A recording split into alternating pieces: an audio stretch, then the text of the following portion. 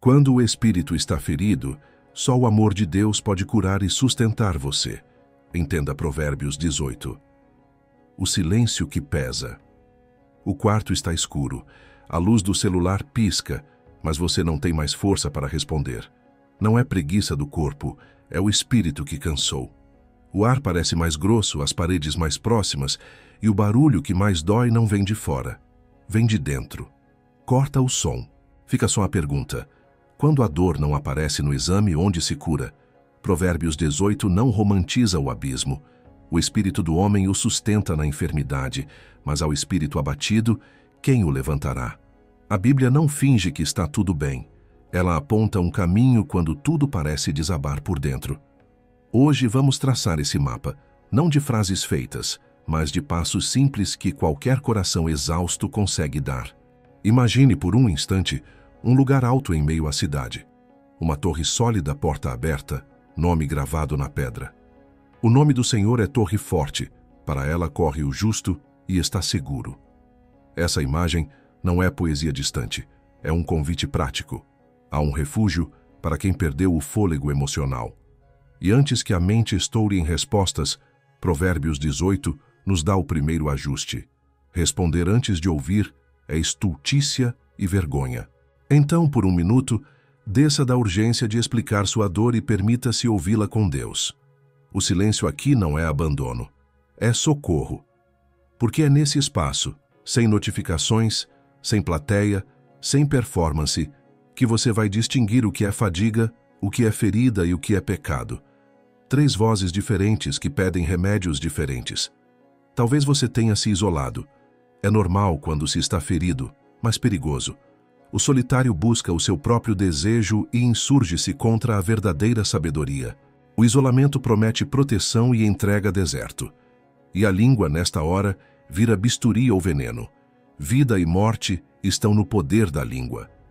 O que você repete sobre si mesmo, sobre Deus e sobre os outros, constrói um leito para a cura ou uma vala para o desânimo. Hoje a proposta é simples e honesta: trocar o eco por torre. Em vez de rodar as mesmas frases que drenam, você vai receber palavras que dão de beber. Em vez de carregar tudo sozinho, você vai estender a mão para amizades que seguram no inverno. Em vez de se esconder atrás de controle, você vai abrir espaço para a graça, colocar cada coisa no lugar. Este episódio é para quem precisa respirar agora. Não prometo que tudo vai se resolver num passe de mágica. Prometo que existe uma forma de atravessar a noite sem se perder. 7 chaves, 7 gestos em 24 horas, ancorados em Provérbios 18, para que a paz volte a ter endereço dentro de você. Se o seu espírito anda ferido, não é o fim da estrada. É o começo de um cuidado mais profundo, sustentado por um amor que não quebra quem já está quebrado. Respire. Vamos começar. Tese em bússola do episódio. A ferida invisível não se cura com barulho, mas também não se cura com abandono. A tese deste episódio é direta. Quando o espírito está abatido, 3 movimentos reordenam o interior e abrem caminho para a cura de Deus: refúgio, revisão e reconexão. Refúgio em Deus para que a alma pare de respirar poeira e volte a respirar promessa.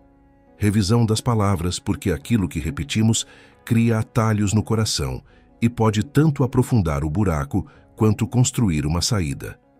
Reconexão com as pessoas certas, pois Provérbios 18 não apenas descreve o deserto do abatimento, ele aponta companhias e conversas que devolvem chão. Nossa bússola, portanto, não é teoria solta. São 7 chaves do texto, cada uma com um gesto simples que você pode praticar nas próximas 24 horas, mesmo cansado, mesmo sem espetáculo. Começaremos pelo reconhecimento honesto do estado da alma. Ao espírito abatido, quem o levantará? Esse versículo desmonta a fantasia de que basta pensar positivo ou ser forte. A Bíblia nos trata como gente real. Há doenças do corpo que o espírito suporta, e há feridas do espírito que dobram o corpo. Admitir isso não é derrota, é o primeiro degrau da escada.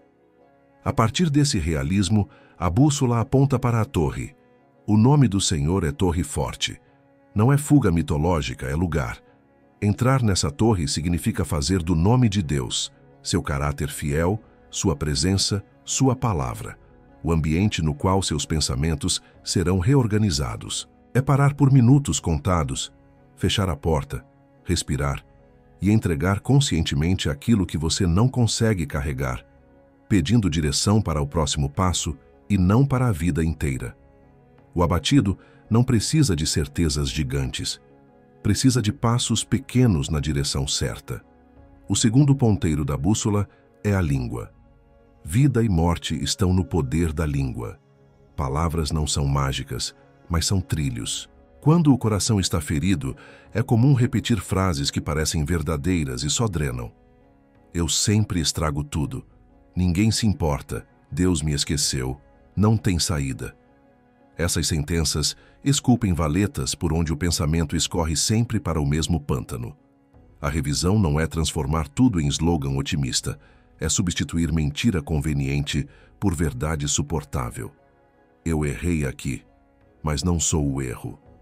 Pouca gente me entende hoje, mas Deus me vê. Não enxergo saída agora, mas vou dar um passo honesto. Essa troca de linguagem não cura num dia, mas muda a inclinação do terreno. Você passa a descer menos para a mesma lama. O terceiro ponteiro é a escuta. Responder antes de ouvir é estultícia e vergonha. A pressa de dar respostas a si mesmo ou de receber respostas prontos de fora agrava a ferida. Escutar significa acolher a própria dor diante de Deus com palavras inteiras, sem censura piedosa, e escutar gente sábia que não precisa do seu aplauso para falar. É o momento de fechar a porta ao boato, aos diagnósticos de corredor, às comparações de rede. Escutar com critério devolve ao coração algo precioso: distinção. Você começa a separar fadiga, que pede descanso, ferida, que pede cuidado, e pecado, que pede arrependimento. Quando tudo é misturado, você trata pecado com travesseiro, ferida com chicote e fadiga com culpa. A sabedoria de Provérbios impede essa confusão. Há ainda a armadilha do isolamento. O solitário busca o seu próprio desejo e se insurge contra a verdadeira sabedoria. O ferido se fecha para se proteger, mas acaba intensificando o eco que dói. A bússola aponta para reconexões pequenas e honestas. Uma mensagem objetiva, pedindo ajuda específica. Uma conversa sem plateia com alguém que ama a verdade. Um encontro curto, em vez de mais uma hora de rolagem infinita. Reconectar não é transformar amigos em muletas, é admitir que Deus cura muita coisa pela mão de gente confiável. E no mesmo espírito, ajustar generosidades. O presente do homem alarga-lhe o caminho. Não se trata de comprar favores, mas de oferecer o que está ao alcance. Tempo, escuta, um serviço, para destravar portas no meio da dor, inclusive portas dentro de você. A bússola também denuncia fortalezas falsas. Os bens do rico são a sua cidade forte e como um muro alto na sua imaginação. Performance, produtividade, dinheiro e controle parecem muralhas quando tudo ameaça desabar.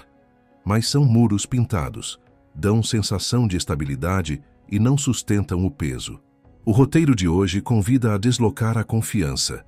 Menos esforço para manter a imagem, mais esforço para manter a alma diante de Deus e das pessoas que te querem inteiro. É abrir mão do eu preciso provar e abraçar o eu preciso ser tratado. É trocar o refúgio do desempenho pela torre do nome. Isso exige humildade. Antes da honra vai a humildade, porque o orgulho cria couraças que mantêm a dor presa e os outros longe. Por fim, nossa bússola aponta para um rito de recomeço diário. O coração abatido raramente suporta planos grandiosos. Ele floresce em rotinas curtas e fiéis. Ao cair da noite, revisar o dia com 3 perguntas simples, reparar o que couber com uma mensagem honesta, repousar entregando a Deus aquilo que ultrapassa seus braços. Amanhã recomeça melhor quando hoje não termina em desespero ou autopunição, mas em verdade e entrega. Este será o pulso do episódio. De cada chave, um gesto concreto em 24 horas. Não são promessas para impressionar, são práticas para sustentar. Se a sua mente tentar pular etapas, volte à tese. Refúgio, revisão, reconexão. Refúgio em Deus para que o medo perca mandato. Revisão das palavras para que a língua não assine a sua sentença.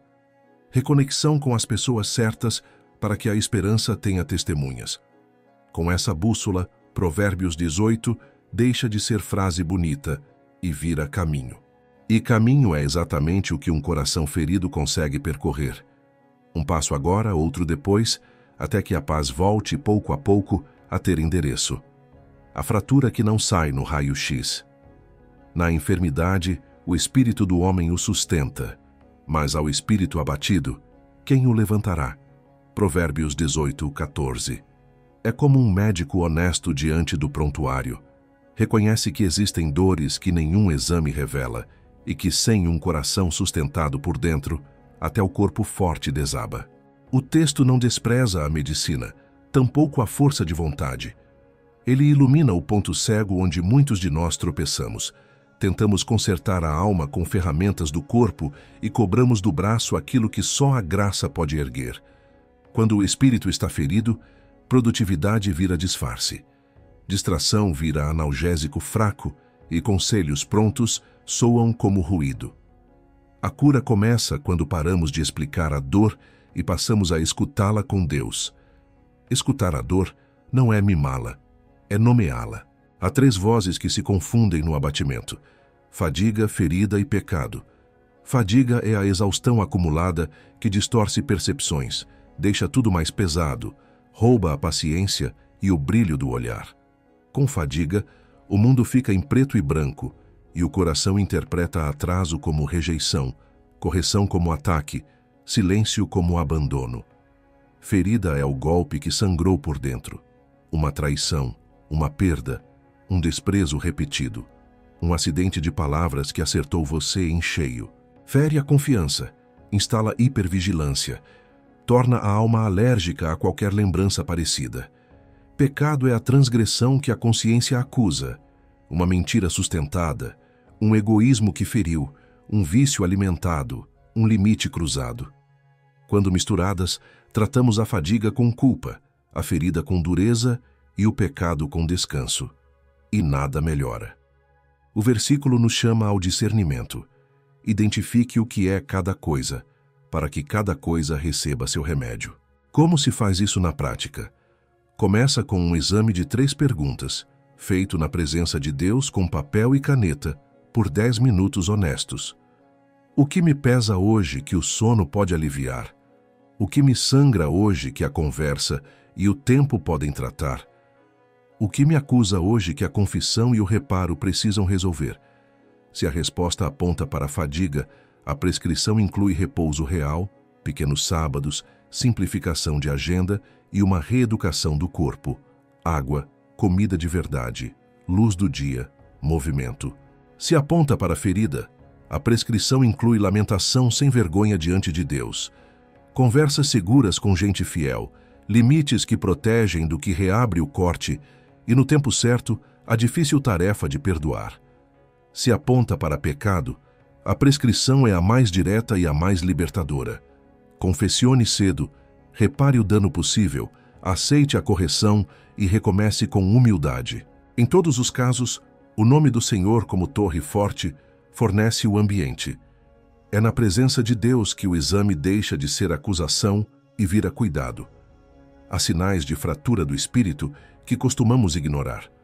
O humor que oscila sem aviso, a irritação desproporcional a pequenos contratempos, a dificuldade de receber carinho, o discurso interno cínico, a pressa de resolver tudo sem escutar ninguém, a vontade de sumir. Nada disso é prova de fraqueza moral. É alarme. O corpo dá alertas quando o osso trinca. A alma também. A sabedoria não manda você aguentar firme até quebrar de vez. Manda você acolher o aviso e ajustar a marcha. Às vezes, a fratura começou com uma sequência de pequenos esquecimentos de si mesmo. Noites mal dormidas, promessas além do possível, telas em excesso, ausência de silêncio, ausência de mesa.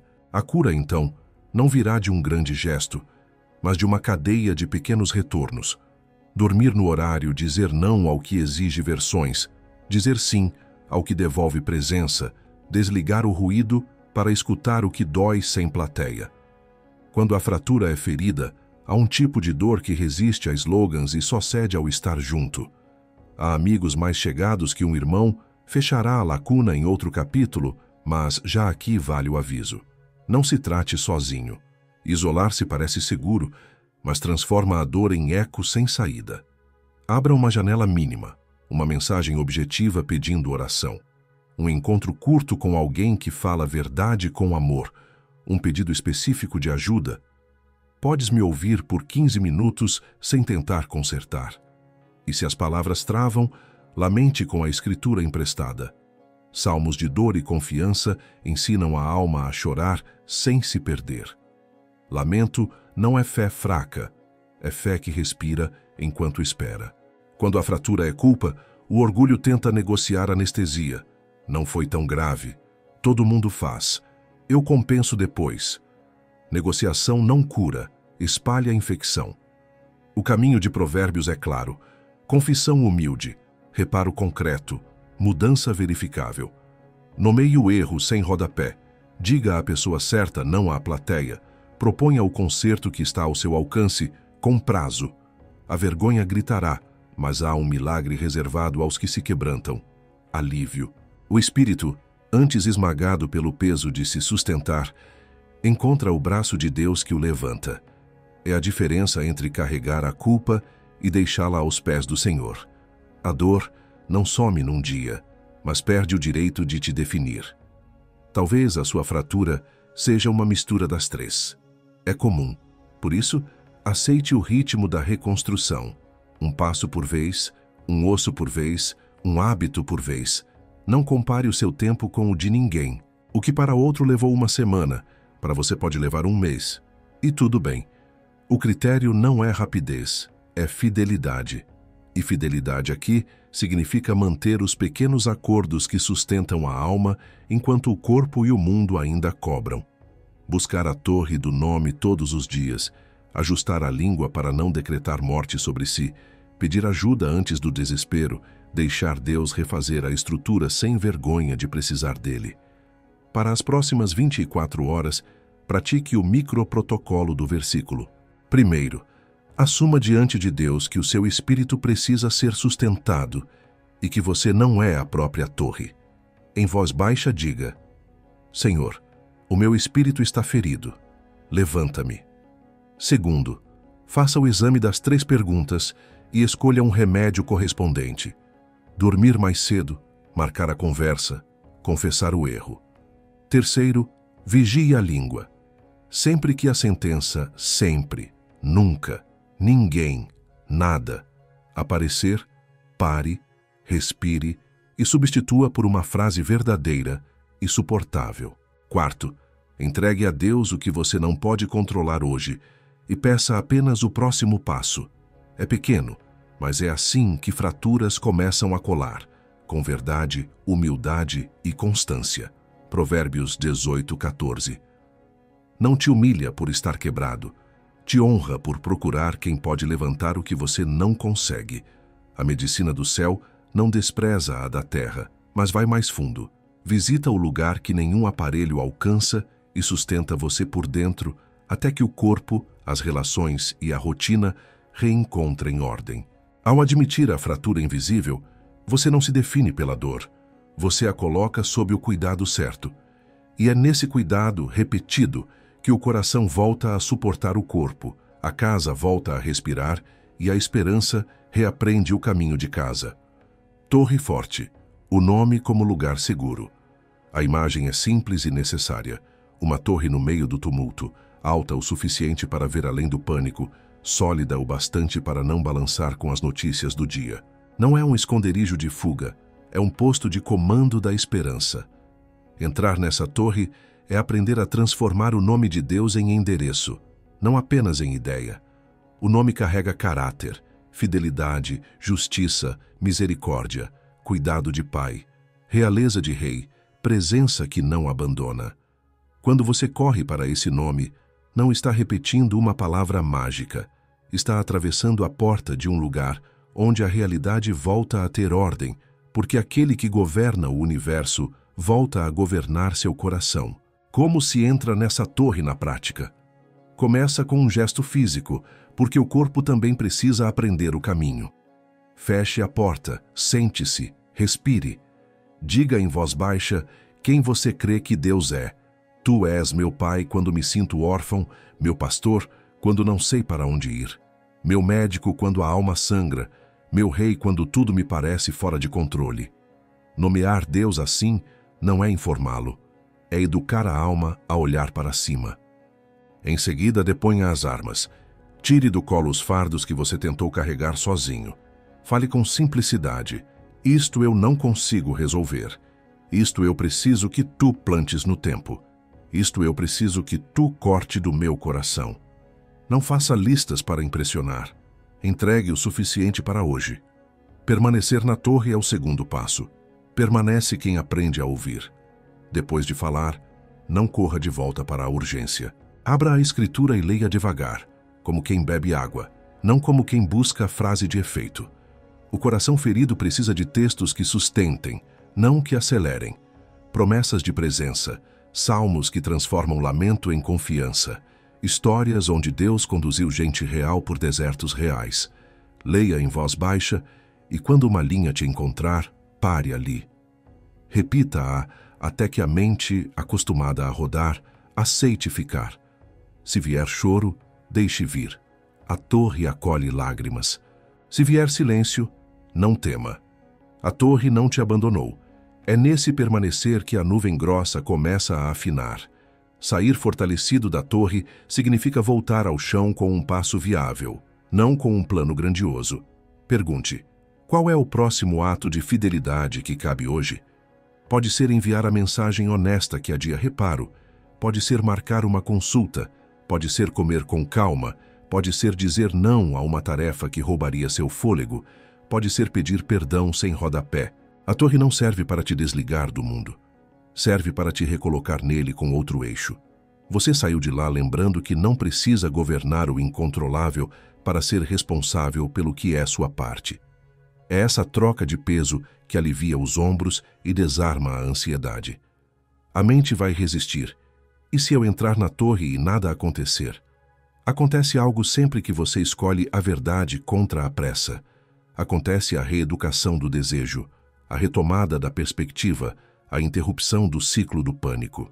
Nem sempre você sai com sensação de vitória. Muitas vezes, sai com sobriedade. E sobriedade é milagre quando o mundo inteiro grita. Outras vezes, a resistência virá em forma de culpa.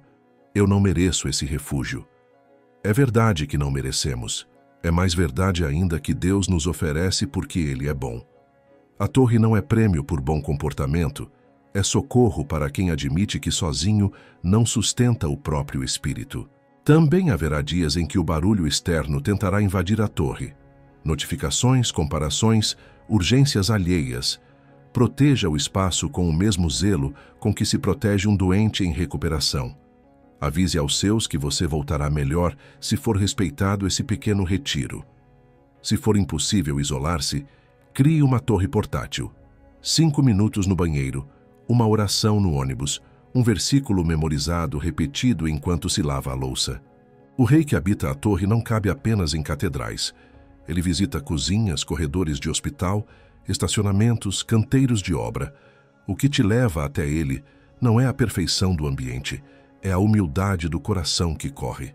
Talvez você associe torre a escapismo. Aqui é o contrário. Quem não visita a torre vira refém do terreno. Quem a visita volta melhor para o terreno. O cansaço sem Deus transforma pessoas em alvos, tarefas em inimigos, contratempos em afrontas pessoais. O cansaço que se aquieta no nome transforma pessoas em imagem de Deus a ser cuidada, tarefas em ofertas, contratempos em chamadas para ajustar o passo. A diferença não está no que aconteceu, mas em quem te sustentou por dentro enquanto acontecia. Faça da torre um hábito, não um evento raro. De manhã para alinhar, no meio do dia para ajustar, à noite para entregar. 3 visitas curtas podem valer por uma longa que nunca acontece. Se você falhar, recomece sem drama. A torre não muda de lugar porque você se atrasou. E com o tempo, perceberá sinais de que esteve lá. A língua mais lenta para ferir, a mente menos cativa do cenário, o coração mais rápido para agradecer, a coragem mais presente para pedir ajuda, a paz mais teimosa. Não é fantasia, é fruto. O nome do Senhor, tornado endereço, muda o clima da casa, porque muda o clima do seu interior. Hoje, corra.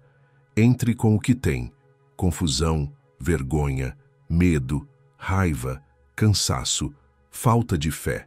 Diga quem Deus é. Deponha o que você não carrega, beba uma palavra, escolha um passo. Se nada parecer diferente, confie no trabalho silencioso da torre. Amanhã, repita. A dor que não aparece no exame precisa desse lugar para ser tratada. E enquanto você aprende esse caminho, algo profundo se firma. Você descobre que não é sua força que te sustenta, é o amor que te espera lá dentro. Esse amor não quebra quem já está quebrado. Ele acolhe, costura, fortalece e envia. E envia para onde? De volta à vida, com a certeza de que acima do ruído existe um nome que guarda, guia e não falha. A armadilha do isolamento. Quando o espírito dói, o primeiro impulso é puxar as cortinas e sumir por dentro. A sensação é de que ninguém entende, de que toda conversa será mais um peso, de que explicar cansa mais do que ficar calado. Isolar-se parece seguro.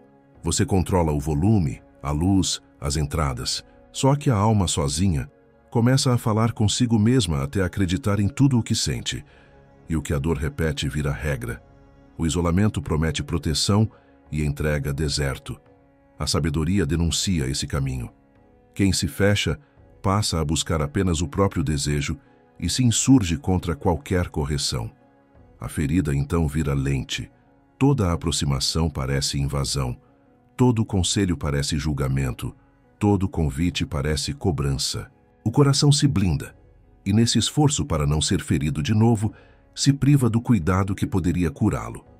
Há razões legítimas para o recolhimento: cansaço extremo, excesso de exposição, relações que falharam no cuidado, conselhos que machucaram. Recolher-se por um tempo pode ser necessário para respirar, mas fechar residência no isolamento é diferente de fazer dele um quarto de descanso. No isolamento residência, o discurso interno ganha eco e autoridade. Você passa a tratar suspeitas como fatos, memórias como profecias e a sua versão como a única possível. A vida vira um tribunal em que você é ao mesmo tempo vítima, réu e juiz. O veredito costuma ser duro e sem apelação. Sem alguém de fora para perguntar outra coisa, a sentença se cumpre. O mundo encolhe, a esperança emagrece. A fé vira uma teoria que não alcança o corpo. Romper a armadilha não significa abrir a vida inteira para todo mundo. Significa escolher com humildade uma fresta por onde entrear. Uma mensagem objetiva para quem é fiel. Não estou bem. Posso te pedir 15 minutos de escuta sem conserto? Um pedido simples numa igreja, numa família, numa equipe. Preciso de oração e de um café curto.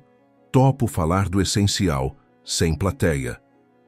Um encontro sem espetáculo, sem roteiro de superação, sem necessidade de belas conclusões. Pessoas certas, tempo limitado, intenção clara. A presença certa não resolve tudo, mas reabre caminhos, organiza sentimentos, devolve linguagem, lembra promessas, oferece braços enquanto o seu falha. Também é hora de ajustar a expectativa sobre os outros. Ninguém lerá seus pensamentos com precisão. Quem te ama errará a mão na forma, acertará na intenção. Perdoe a forma, retenha o cuidado. Diga o que precisa. Hoje só preciso ser ouvido. Prefiro oração a conselho. Me ajuda com 2 tarefas práticas esta semana? A alma ferida tende a testar relacionamentos com sinais confusos, e quando o outro não adivinha, diz: ninguém se importa. Abandone o teste e faça o pedido. Vulnerabilidade não é fraqueza, é orientação para o amor acertar o alvo. E se alguém fizer do seu momento uma vitrine, feche a porta com dignidade e procure outros ombros. O erro de um não invalida a graça de muitos. Há um tipo de isolamento que veste roupa de espiritualidade. Só eu e Deus. É verdade que Deus basta. Também é verdade que Ele escolheu curar muita coisa através de gente de carne e osso. A mesma Escritura que manda correr para a torre forte também fala de amigos que se achegam mais que irmãos, de multiplicidade de conselhos, de palavras que são água funda. O caminho maduro é ambos, secreto com Deus e comunhão com pessoas confiáveis. O secreto da raiz, a comunhão da sombra. Um sem o outro cria árvores que tombam no primeiro vento ou florestas secas que pegam fogo com qualquer faísca. Outra armadilha: substituir presença por consumo de conteúdo. Você pode maratonar mensagens, vídeos, citações e continuar sozinho. O conteúdo edifica, mas não abraça, instrui, mas não acompanha, emociona, mas não presta contas. Selecione 2 ou 3 conteúdos que alimentem sua fé, sem te distrair da realidade. E, em paralelo, assuma um compromisso de presença. Um grupo pequeno, uma conversa semanal, uma prática concreta de servir alguém. Servir não é negar a dor, é impedir que ela te devore por completo.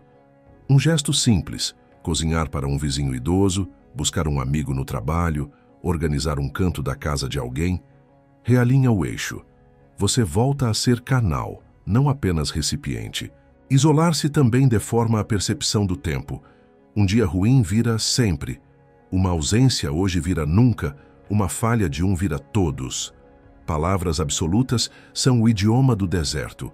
Para sair delas, traga datas para o discurso. Em vez de "ninguém me ligou", esta semana 2 pessoas escreveram, uma ligou. Eu recusei por não ter força. Em vez de "sempre me traem", fulano me feriu. Ciclana tem sido constante. Em vez de "não saio disso", nesta área ainda estou preso. Nesta outra já dei 2 passos. Trazer o calendário de volta reduz a avalanche e permite pequenos agradecimentos. E gratidão específica é corda que puxa a alma em direção à margem. Se a sua história inclui abuso, humilhações, manipulações, a prudência pede um cuidado adicional. Não rompa o isolamento, abrindo-se novamente a quem te machucou. Procure lugares seguros, com supervisão, com líderes maduros, com profissionais capacitados, com amigos que demonstraram fidelidade. Estabeleça limites claros: o que será dito, a duração do encontro, o que você não está pronto para ouvir. E, se a conversa te agravar, pare, reavalie, busque outro canal. O objetivo não é ser social por obrigação, é construir, passo a passo, uma rede de sustentação capaz de te acompanhar no vale sem te empurrar penhasco abaixo. O corpo ajuda a romper a armadilha. Saia de casa por 20 minutos, nem que seja para andar 2 quadras. O céu visto ao vivo reorganiza coisas que a tela não entrega. Cumprimente o porteiro, o caixa, o vizinho.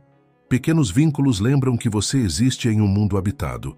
Volte e, se puder, sente-se à mesa com alguém, mesmo em silêncio, mesmo com pão simples. A presença compartilhada alimenta a parte de nós que o isolamento deixou faminta. E ao fim do dia, escreva 2 linhas sobre qualquer gesto de amor recebido. Uma mensagem, um olhar, um café e uma linha sobre um gesto seu, por menor que seja. Isso treina a memória para registrar pontes, não apenas muros. Hoje, a prática é mínima e decisiva. Escolha um nome confiável e envie uma frase objetiva. Não estou bem. Posso te ligar por 15 minutos em tal horário? Prepare 2 coisas para dizer: o que dói e o que você precisa.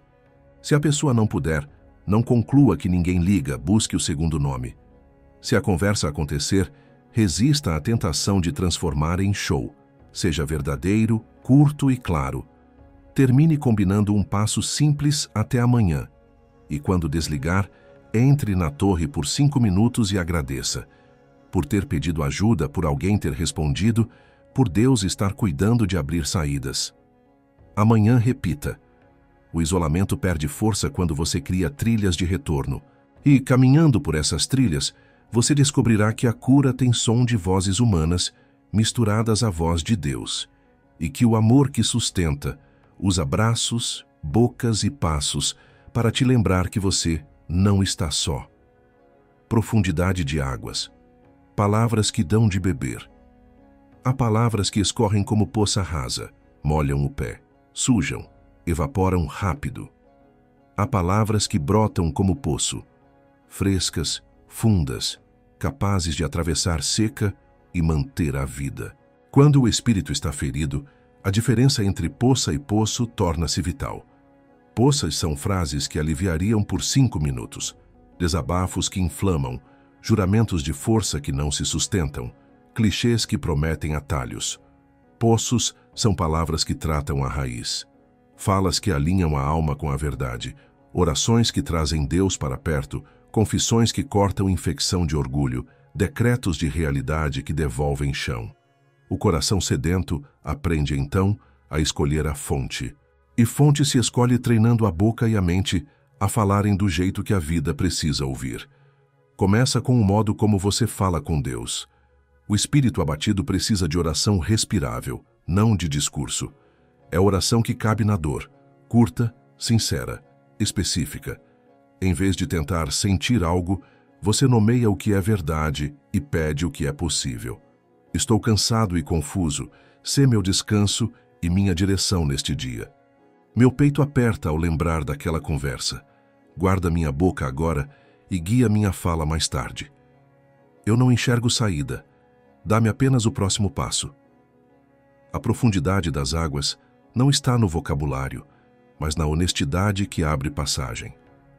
Quando essa oração se repete, como pingos firmes, ela começa a cavar leito dentro de você. O rio aprende por onde correr. Em seguida, ajuste a sua fala consigo mesmo. A mente ferida costuma repetir roteiros prontos que secam. Sempre, nunca, ninguém, tudo, nada. São absolutos que transformam um dia ruim em sentença perpétua. Para ir ao poço, troque absolutos por verdades suportáveis. Hoje doeu. Isso não define todos os meus dias. Errei aqui, posso reparar ali. Pouca gente entende, Deus me vê. Não tenho forças para a semana. Tenho para um passo. Essa substituição não é auto-engano. É recusar a hipérbole do desespero e optar por um retrato fiel. É como endireitar uma torneira torta. A água ainda sai, mas agora corre no rumo certo. Falar com as pessoas também entra nesta hidráulica. Palavra de poça é a que busca plateia, espalha rumor, coleciona indignação. Palavra de poço é a que procura o interlocutor certo. Nomeia o dano, propõe reparo, oferece prazo. Quando você fala com quem pode tratar e fala no tom que preserva a dignidade, seu corpo inteiro sente o refresco da responsabilidade. Mesmo que o outro não responda como você deseja, você dorme em paz por ter saído do pântano da queixa e entrado no campo do compromisso. A repetição desse caminho torna-se trilha automática. Ao invés de despejar, você canaliza. Ao invés de ferver, você irriga. Há ainda as palavras que você consome. O abatido precisa reduzir calorias vazias e aumentar nutrição. Calorias vazias são textos inflamados que procuram culpados, discursos de comparação que secam, entretenimento infinito que anestesia sem repor nada. Nutrição são palavras que lembram quem Deus é, que aterrissam a fé em práticas simples, que chamam pelo nome a esperança possível. Escolha um pequeno conjunto de trechos que te alimentem, cânticos de confiança, promessas de presença, conselhos de sabedoria pragmática, e volte a eles como quem volta ao copo d'água no meio da tarde. Ler muito pode ser fuga, mastigar pouco e bem é o que sustenta. Para treinar essa profundidade, use 3 copos ao longo do dia. O primeiro copo é de manhã. Antes de abrir o mundo, beba 3 frases que te alinhem. Uma sobre quem Deus é, outra sobre quem você é nele, e a terceira sobre qual será seu próximo ato de fidelidade. Tu és meu abrigo. Sou visto e amado, mesmo cansado. Hoje, vou reparar o que puder. O segundo copo é no meio do dia. Quando a pressão cresce, faça uma pausa de 3 minutos e repita uma oração curta, uma verdade suportável e uma pergunta prática. Guarda minha boca. Isso é sobre hoje, não sobre sempre. Qual é o passo honesto agora? O terceiro copo é à noite. Feche o dia com um agradecimento específico e uma entrega objetiva. Obrigado por aquela conversa que correu melhor. Entrego o que não alcanço. Amanhã retorno ao que é meu. 3 copos não transformam o deserto em jardim de um dia para o outro, mas impedem que você desidrate no caminho. A linguagem também precisa de poda. Corte a ironia que fere, o sarcasmo que faz rir às custas de um vínculo, a generalização que transforma a gente em caricatura. Podar não é empobrecer, é permitir que a seiva vá para o fruto certo. Você perceberá que quanto menos desperdício de fala, mais sabor terá cada palavra. A casa responde. As conversas ficam mais curtas e resolutivas, os pedidos mais claros, os desentendimentos menos recorrentes. A poça começa a secar, o poço a oferecer água. E quando você não consegue falar, quando o nó na garganta parece impedir qualquer frase, a profundidade então é emprestada. Leia em voz baixa palavras de outros que atravessaram vales, orações antigas, canções, salmos. Deixe que a fé alheia hidrate a sua por alguns minutos. Escreva 2 linhas, mesmo que toscas. Chore. O choro tem um idioma que o céu entende. Depois tente uma frase simples em direção a alguém. Não consigo explicar tudo, mas preciso de companhia. Às vezes é o suficiente para abrir a torneira de novo. Também será necessário confessar palavras que secaram o ambiente. Diga a quem ouviu. Exagerei, feri, disse além do necessário, peço perdão. Ofereça reparo. Reformulo do jeito certo. Devolvo o que tirei com minha pressa. Recomeço com outro tom. Esse compromisso de higienizar o vocabulário não é perfeccionismo, é amor concreto. A cada confissão, um cano desentupido, a cada reparo, uma fonte preservada. Hoje, pratique uma pequena mudança que terá efeito acumulado. Ao menor sinal de frase absoluta, pare e reescreva. Ao primeiro impulso de expor alguém, escolha o foro certo. Ao notar sede de comparação, desligue a tela e beba um trecho que te relembre a verdade. Ao fim do dia, anote uma palavra sua que deu de beber a alguém e uma palavra recebida que regou você. Isso treina a memória a buscar poços e a construir novos. Com o tempo, você notará que a voz por dentro muda de tom. A casa por fora muda de clima. Não porque nunca mais haverá seca, mas porque, mesmo em seca, você saberá onde cavar. Ouvir antes de responder. Responder rápido alivia a ansiedade, mas costuma agravar a ferida. Quando o espírito está sensível, nossa pressa fabrica versões, nossos medos editam fatos e nossa dor transforma alerta em sentença. Ouvir antes de responder não é etiqueta de boas maneiras, é cuidado intensivo da alma. É como tirar o dedo do gatilho e recolocar a arma no coldre, enquanto examinamos o que realmente está diante de nós. Em Provérbios, responder sem escutar é vergonha porque troca precisão por velocidade, verdade por performance. A cura pede outro ritmo. Primeiro ouvir, depois pensar, por fim falar. E às vezes, depois de ouvir, nem é preciso falar. Ouvir começa pelo corpo. Antes de qualquer palavra, ajuste a respiração e a postura. Quando o peito acelera e o ombro sobe, o cérebro entra em modo defesa e procura ameaças, não sentido. Baixe os ombros, encha os pulmões devagar, solte o ar mais devagar ainda.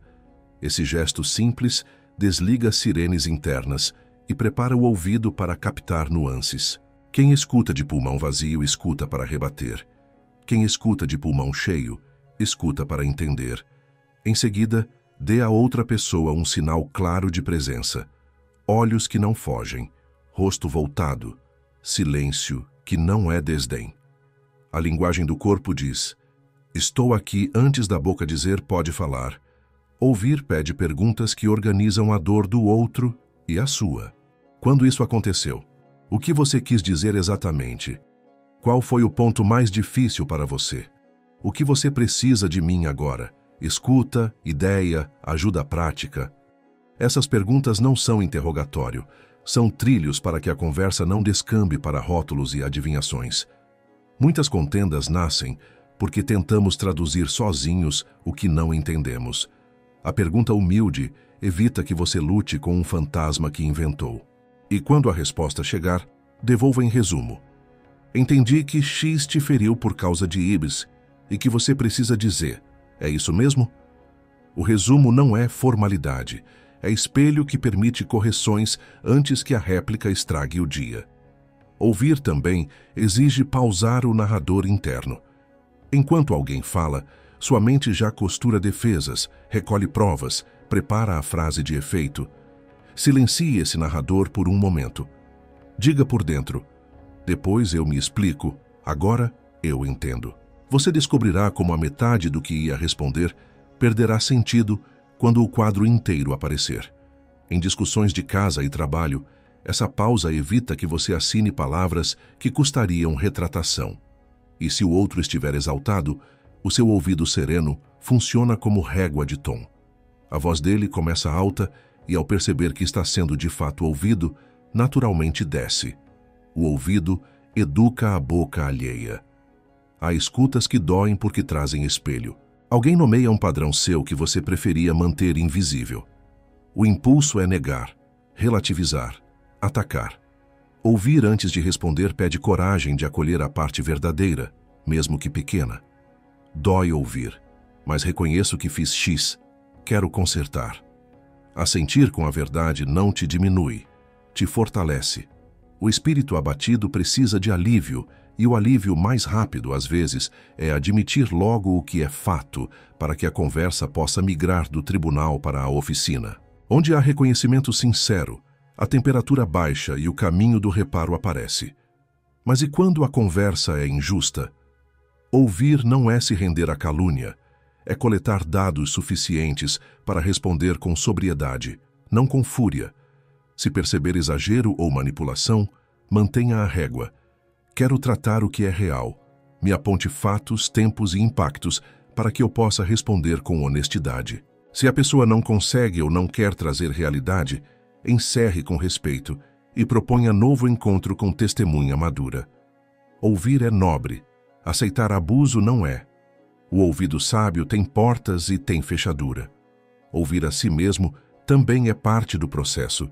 Antes de mandar um texto grande, leia-o em voz alta. Você percebe o veneno escondido, a ironia travestida de sinceridade, a generalização que condena por atacado. Pergunte: se eu recebesse esta mensagem neste tom, eu conseguiria colaborar? Se a resposta for não, reescreva. O ouvido do outro começa no seu. No fundo, ouvir é um ato de amor que você pratica primeiro dentro de si. Amor pela verdade, pela precisão, pelo vínculo. Ouvir a Deus amarra tudo. Depois de escutar o outro e a si, recolha-se por um minuto e apresente a conversa ao Senhor. Peça luz sobre o que é sua parte e paz para não tentar ser o que não é. Muitas respostas que você estava pronto para dar se dissolvem quando a presença de Deus devolve tamanho às coisas. Outras ganham forma mais mansa, mais curta, mais útil, e algumas simplesmente deixam de ser necessárias. O silêncio passa a ser a resposta que cura porque recusa a guerra que não produziria justiça. Na prática, instale o protocolo 3-2-1 nas próximas 24 horas. 3 respirações profundas antes de qualquer resposta difícil. 2 perguntas de esclarecimento para organizar a fala do outro. Um resumo curto, confirmando o que você entendeu, seguido do pedido de um tempo se precisar pensar. Quero responder bem. Posso te dar um retorno até tal hora?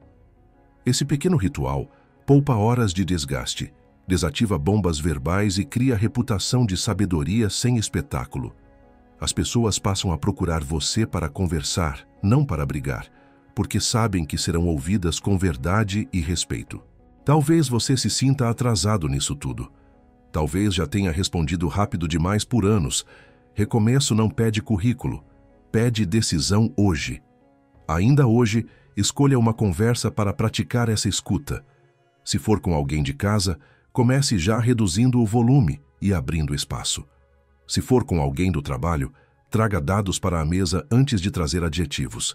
Se for com você mesmo, cale o narrador que te condena e escute o que a sua fadiga, sua ferida e sua consciência estão tentando dizer. E quando chegar a hora de falar, que sua boca só diga o que o ouvido confirmou.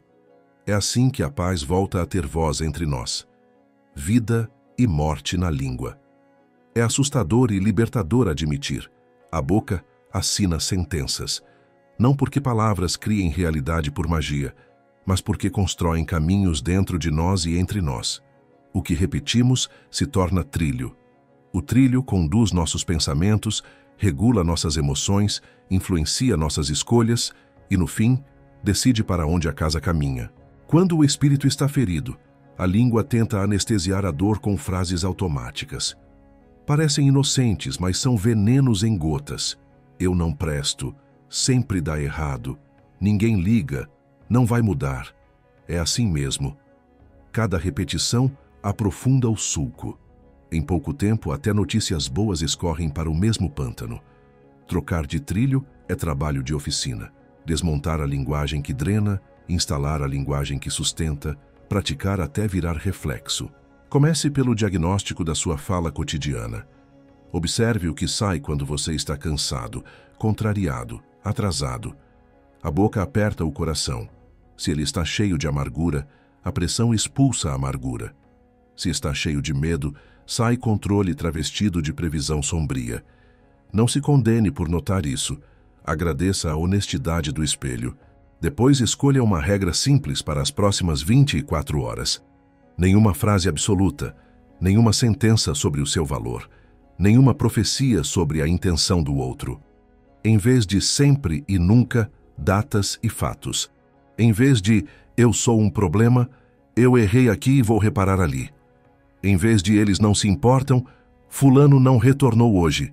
Vou perguntar novamente e ajustar o prazo. Parece pouco, mas é a diferença entre jogar querosene e trazer água. A língua que dá vida tem 3 características: precisão, bondade e compromisso.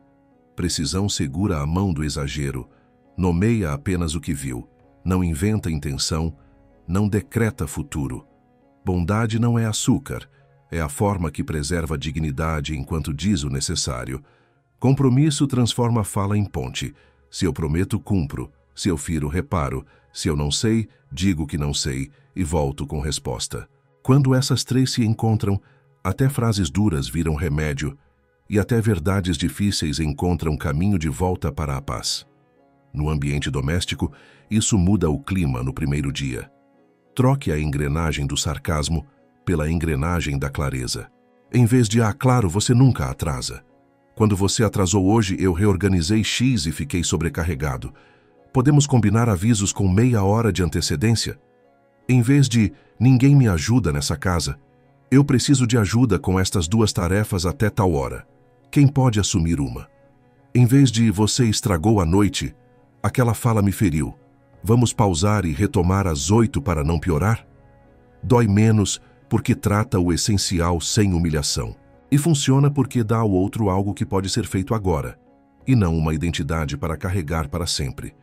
No trabalho, a língua que dá vida troca a opinião precipitada por dado suficiente. Evita reuniões que viram tribunal de adjetivos. Usa prazos reais, reconhece a autoria com precisão, assume responsabilidade sem novela. Quando a pressão aumenta, você guarda a boca por 3 respirações e pergunta: qual é o problema? Qual é o impacto? Qual é a proposta? A equipe aprende que ao seu redor o volume desce e a entrega sobe. A reputação muda, sua fala vira bússola, não sirene. E reputação assim abre portas que a autopromoção nunca alcança, porque quem constrói com palavras confiáveis se torna pessoa de confiança. A língua também fala para dentro, e é aí que muitas batalhas se decidem.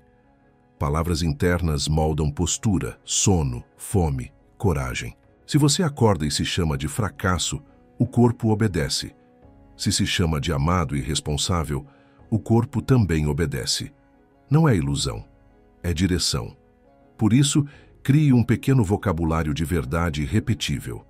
Não slogans, mas frases que sua consciência suporta dizer em qualquer dia. Sou visto por Deus, posso dar um passo honesto. Erro não me define, arrependimento me reposiciona. Não controlo tudo, controlo minha língua e meu próximo ato. Repetidas na hora certa, Essas frases trocam o trilho da desesperança pelo trilho da sobriedade. Talvez você pergunte, e a raiva justa? Não devo expressá-la? Sim, mas com engenharia. Raiva justa, sem precisão e bondade, vira destruição justa. Diga o que é injusto, quem foi afetado, que reparo é necessário, em que prazo, e silencie o que for catar-se. Quem desabafa sem filtro, cobra dos outros a conta do seu alívio. Quem fala com engenharia, abre caminho para a justiça sem guerra total. E se a conversa ameaçar sair do trilho, instale o freio. Quero resolver, volto às 19 horas com uma proposta. Esse freio salva reputações. Também há a palavra que você deixa de falar. Silêncio escolhidos que evitam contendas inúteis, segredos que você não espalha, fofocas que morrem na sua porta. Às vezes, dar vida é recusar-se a ser canal de morte. A língua que não passa adiante o que destrói, protege pessoas que nunca saberão que foram protegidas. E isso é honra. É assim que uma casa troca o ruído constante por música de fundo. Gente que fala menos, fala melhor e, sobretudo, para de ampliar o mal com a própria boca. Prática para hoje. Escreva 3 frases que você repetirá pela manhã, no meio do dia e à noite. Pela manhã, minha boca servirá à paz. Serei preciso, bom e comprometido. No meio do dia, pauso, pergunto, resumo. Depois respondo. À noite. Onde minha língua curou? Onde feriu? Que reparo farei amanhã? Acrescente uma decisão. Cortar um absoluto por vez. Reparar uma palavra que passou do ponto. Elogiar com precisão um gesto que viu hoje. A língua aprende por treino. E quando aprender, você notará efeitos físicos. Menos tensão nos ombros, menos peso no peito, mais sono. Porque a boca terá parado de assinar dívidas que a consciência não consegue pagar. Se escorregar, e todos escorregamos, não torne o erro uma identidade. Peça perdão rápido, reformule, recomece. Vida e morte estão no poder da língua. E recomeçar também. Cada frase certa é um tijolo no caminho de volta para casa. Cada silêncio sábio é uma cerca que impede o mal de entrar. Cada pedido de perdão é água jogada no incêndio que você mesmo acendeu. É assim que a paz volta a morar no endereço da sua voz. O exame duplo. Checar narrativas. Quando estamos feridos, a mente vira roteirista veloz. Em segundos, ela escreve a história inteira. O que aconteceu, por que aconteceu. O que o outro quis dizer, como será daqui para frente. Essa narrativa nasce para nos proteger do desconhecido, mas sem exame, ela se transforma em juiz e carrasco. O resultado é previsível. Respondemos ao que imaginamos, não ao que existe. Brigamos com pessoas que não estão presentes. Sofremos por cenas que ainda não aconteceram. O remédio é o exame duplo. Checar a história interna com dados reais e com uma voz mais alta do que o nosso medo. A verdade que Deus nos dá e o conselho de gente madura. Só assim a dor deixa de ser diretora do filme e volta a ser personagem que precisa de cuidado. O primeiro passo é reconhecer que toda mente ferida sofre de pressa interpretativa. Pressa que preenche lacunas com lembranças mais dolorosas. Pressa que usa palavras absolutas. Pressa que encena finais trágicos. Para frear essa máquina, pratique um gesto simples. Escreva o rascunho da sua história em 3 linhas, sem floreio. O que aconteceu? O que você sentiu? O que você concluiu? Só isso já expõe exageros. Ele não respondeu ontem. Logo, não se importa comigo. Nossa amizade acabou.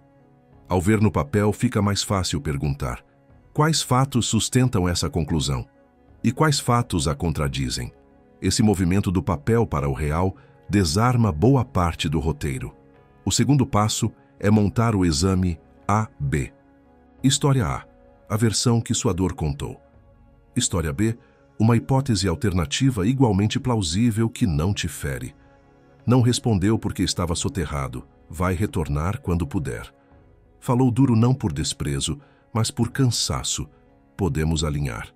O objetivo não é romantizar o outro, é lembrar que existem múltiplas leituras para o mesmo sinal. Quando a mente enxerga 2 possibilidades, ela ganha tempo. E tempo resfria o sangue, afina a escuta, salva vínculos. O exame AB é um antídoto contra a tirania do "só pode ser isso". O terceiro passo é coletar dados suficientes. Dado não é boato, não é me disseram, não é todo mundo sabe. Dado tem dia, hora, contexto. Volte à conversa, releia mensagens, recupere a sequência. Pergunte ao próprio envolvido com respeito. Ontem, às 18 horas, quando você disse X, entendi Y, foi isso mesmo? Evite rótulos e convide fatos. Nem sempre você ouvirá o que deseja, mas quase sempre ouvirá mais do que sua imaginação permitia. E se vier um silêncio novo, não preencha correndo, marque um retorno com prazo. O que destrói é o vazio indefinido, não a espera acordada. O quarto passo é chamar a terceira voz. Além da sua versão e da dos fatos, entra a voz que fundamenta. A escritura que te recoloca no eixo e o conselheiro que te conhece e não precisa do seu aplauso. Leve a história AB e os dados para essa terceira voz e peça perguntas, não apenas respostas. Pessoas maduras costumam fazer perguntas que tiram a vaidade da direção. Qual parte disso é cansaço? Onde seu orgulho entrou? O que é reparo e o que é controle? Qual seria o próximo passo que honra a Deus e a pessoa? A terceira voz não decide por você, ilumina o caminho. O quinto passo é ajustar o vocabulário. Narrativas inflamadas usam tribunalês. Sempre, nunca, todos, ninguém. Você é, eu sou. O exame duplo troca esses martelos por chaves de precisão. Ontem, nesta conversa, neste ponto, eu senti, eu preciso, proponho. Linguagem de tribunal julga caráter. Linguagem de precisão trata o caso. Só essa troca já reduz a temperatura do ambiente e aumenta a chance de escuta. Quando o coração entende que não está sendo condenado por atacado, ele coopera para o reparo.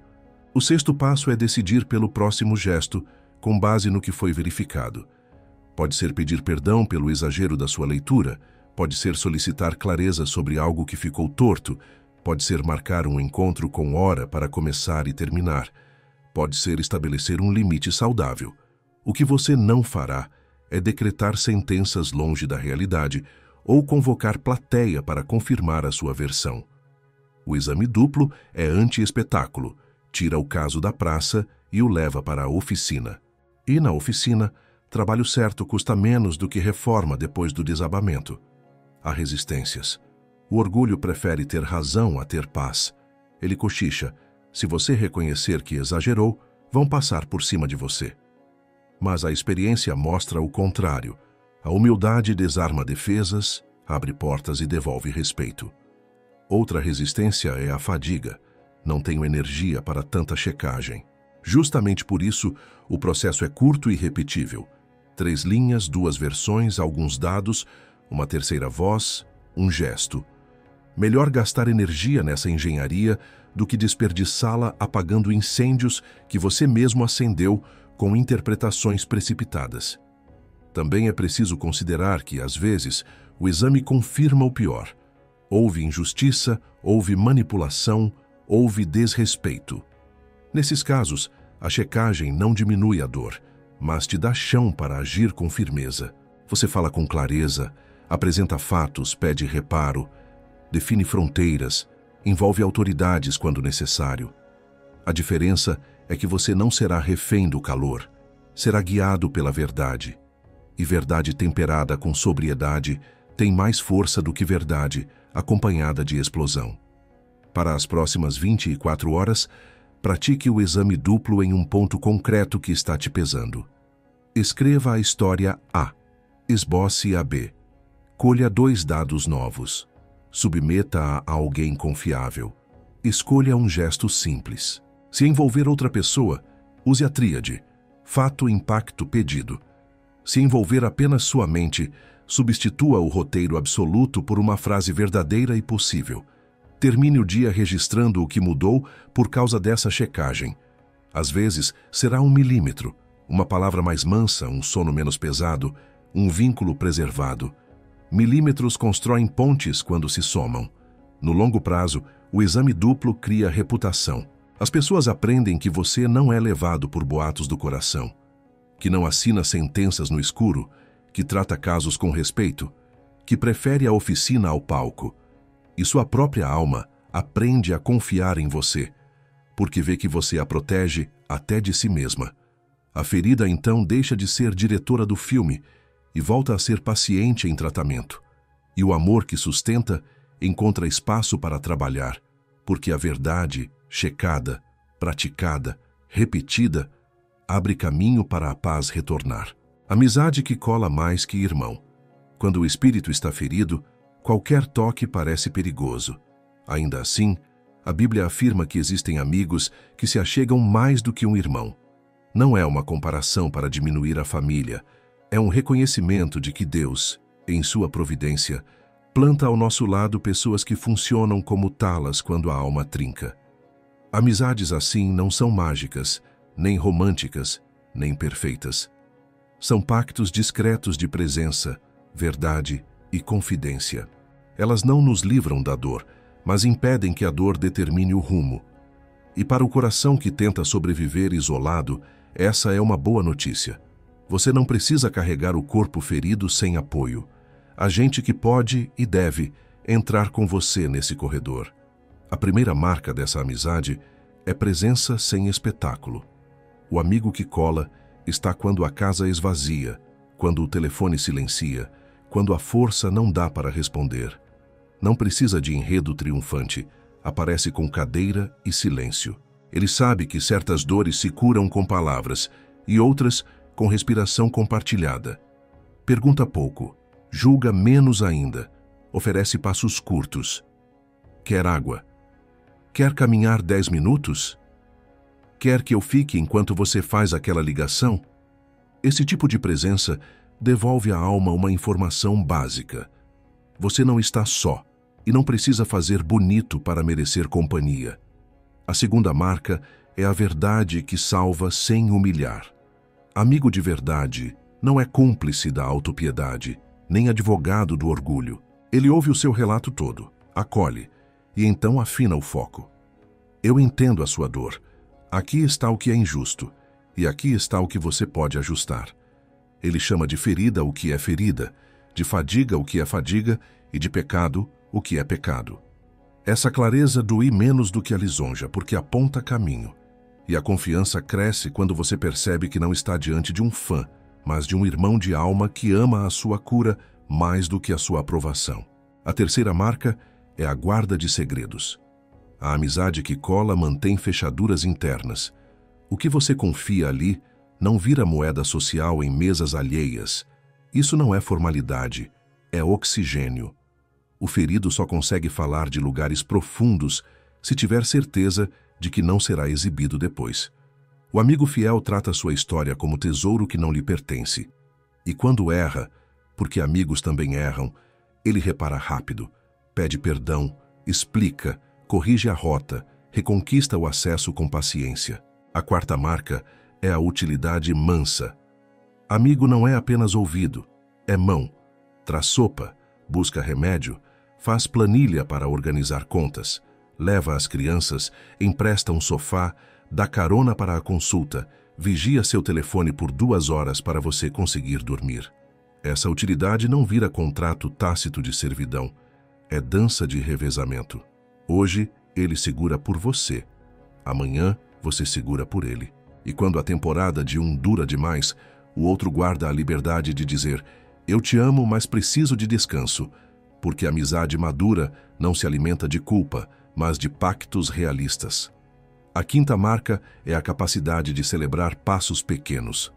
Quando o espírito está abatido, vitórias grandiosas são raras. O que há são gestos mínimos. Tomar banho, responder um e-mail difícil, confessar um erro, ir à consulta, caminhar 10 minutos, passar uma noite inteira sem se autoacusar. O amigo que cola enxerga esses tijolos e diz: eu vi.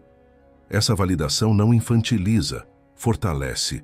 É como se alguém colocasse holofote na obra que Deus está fazendo dentro de você, obra que os outros não veem porque esperam fogos de artifício. A sexta marca é a intercessão teimosa. O amigo não apenas fala com você, fala por você com Deus, carrega seu nome na oração como quem carrega a maca, atravessa a multidão e coloca diante do médico. Às vezes, quando sua fé falha, a dele segura a corda. Ele ora pelo seu sono, pela sua língua, pela sua coragem de procurar ajuda, pelo seu encontro com a verdade, pelo seu coração diante do amor de Deus.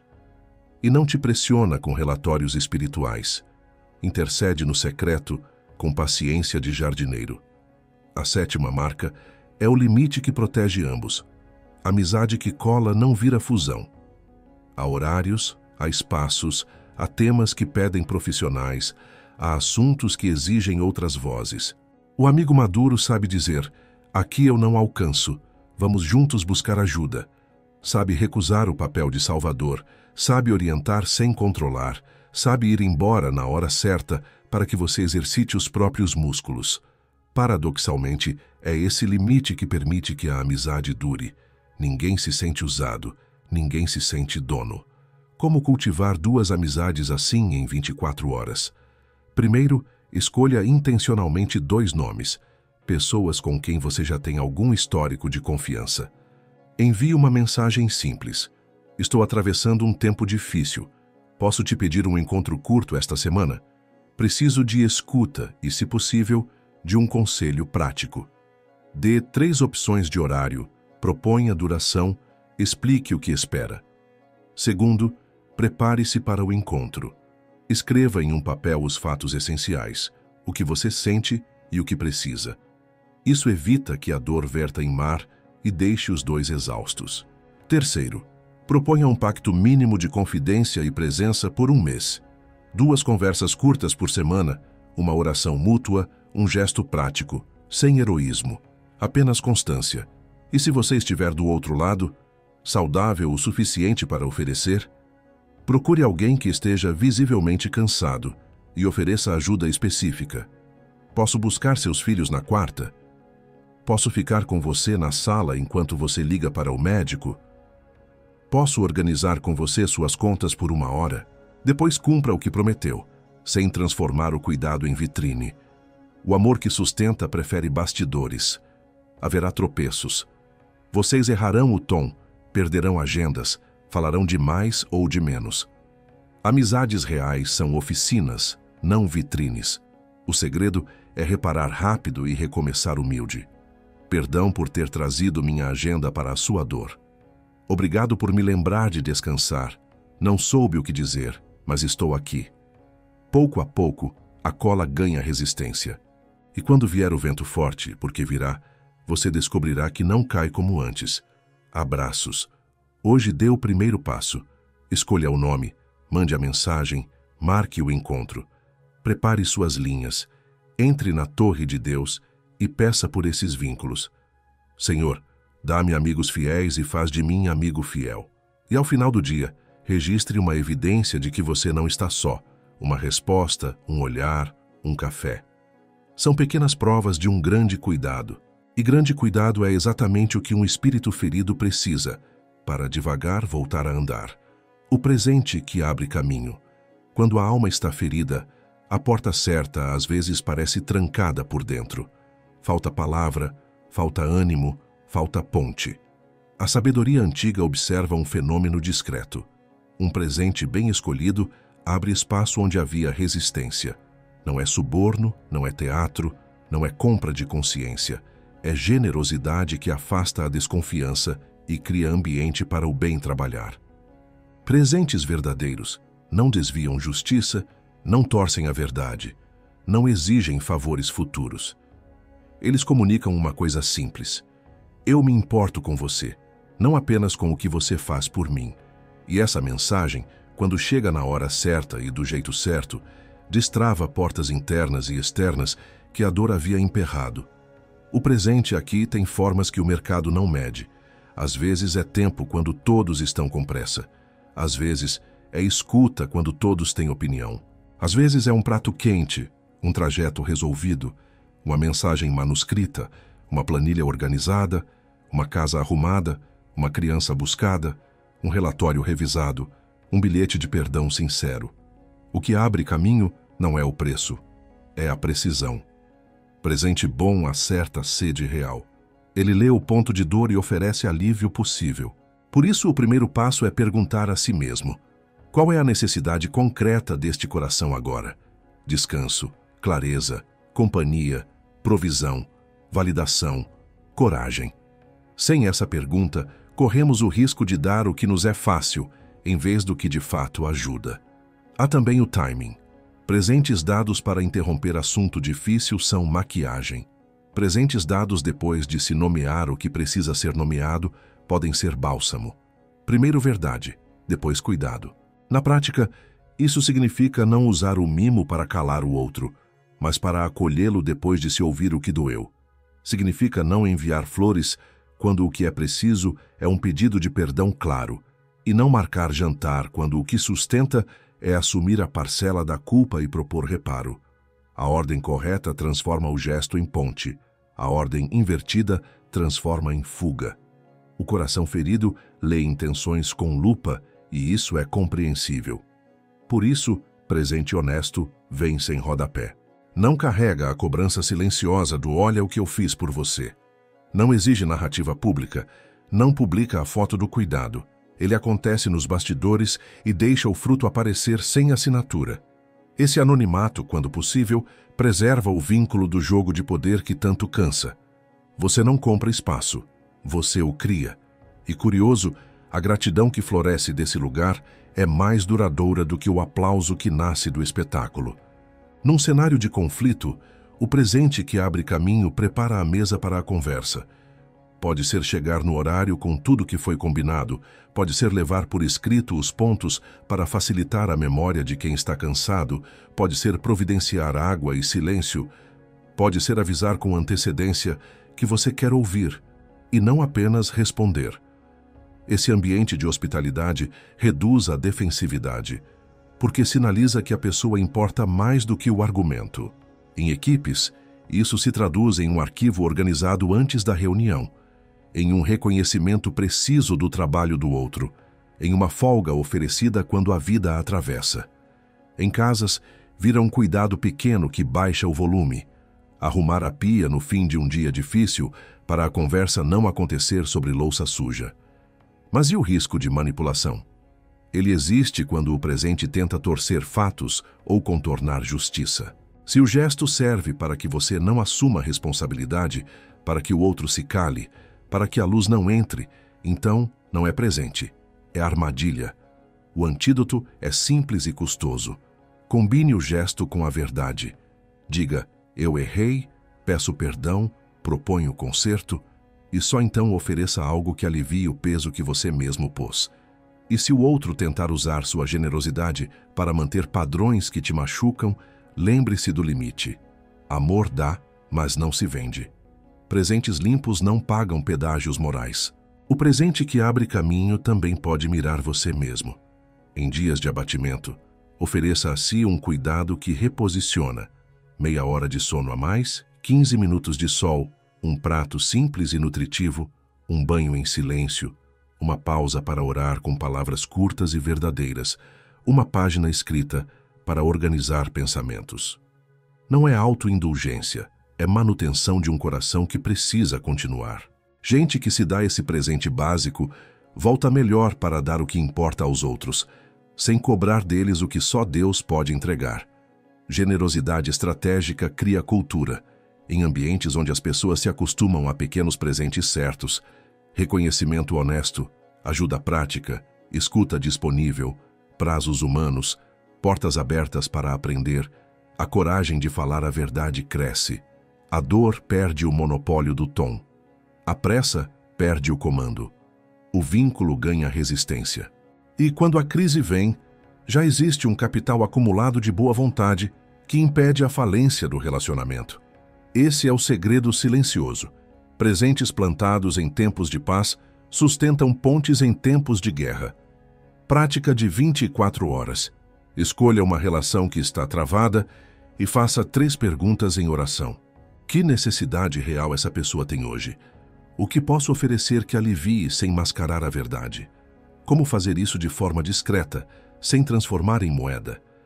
Em seguida, entregue o gesto E se a conversa for necessária, traga-a com clareza e prazo. Se você está muito ferido para dar a alguém, ofereça o presente a si mesmo e peça a Deus que envie por outra mão o cuidado que você não consegue produzir. E ao final do dia, registre. Que porta se mexeu? Talvez seja apenas uma fresta, um rosto menos tenso, uma resposta mais mansa, um passo combinado. Frestas viram passagens quando repetidas. Com o tempo, você notará que a generosidade que abre caminho não tira de você, devolve. Devolve dignidade a quem recebe e a quem dá. Devolve à conversa um campo comum. Devolve ao coração a alegria de ser útil, sem espetáculo. Devolve a Deus o lugar de provedor, porque você entende que tudo o que passa pelas suas mãos veio primeiro das mãos dele. E é quando essa consciência se instala que o presente perde cheiro de transação e ganha perfume de graça. Graça abre portas que o argumento nunca abriu. E quando a porta se abre, a verdade entra trabalhando, não para vencer alguém, mas para curar os dois lados da travessia. Humildade antes da honra. Existe um tipo de armadura que não brilha, mas pesa. Chama-se orgulho. No começo parece proteção. Você não se expõe, não admite falhas, não pede ajuda, não recua. Depois de um tempo, percebe que a armadura virou prisão. Você já não consegue abraçar, respirar, aprender. O coração ferido, para não sangrar mais, veste essa couraça. Só que a cura exige precisamente o contrário. Tirar peso, abrir acesso, baixar o rosto, dar nomes. A honra que buscamos, respeito, confiança, voz, não nasce da rigidez, nasce da humildade. A ordem é esta, mesmo quando o mundo tenta inverter. Primeiro descer, depois erguer. Quem tenta pegar o alto sem passar pela escada do quebrantamento, escorrega na própria pressa. Humildade não é se diminuir até sumir, nem negar dons, nem aceitar abuso. Humildade é verdade aplicada. É medir-se pelo que Deus diz, não pelo aplauso nem pela culpa. É chamar erro de erro, limite de limite, dor de dor, talento de talento, graça de graça. Essa precisão desarma o teatro. A pessoa humilde não precisa gastar energia mantendo versões. Ela gasta energia reparando o que é reparável e entregando o que não é. Em casa, isso se traduz em frases que parecem pequenas e são gigantes. Falei mal, prometi além do que podia, preciso recomeçar com outro ritmo. Podes me ensinar? Em equipe vira cultura. As pessoas param de competir por razão e começam a competir por responsabilidade. É nessa atmosfera que os corações voltam a confiar. Há um movimento decisivo: admitir cedo.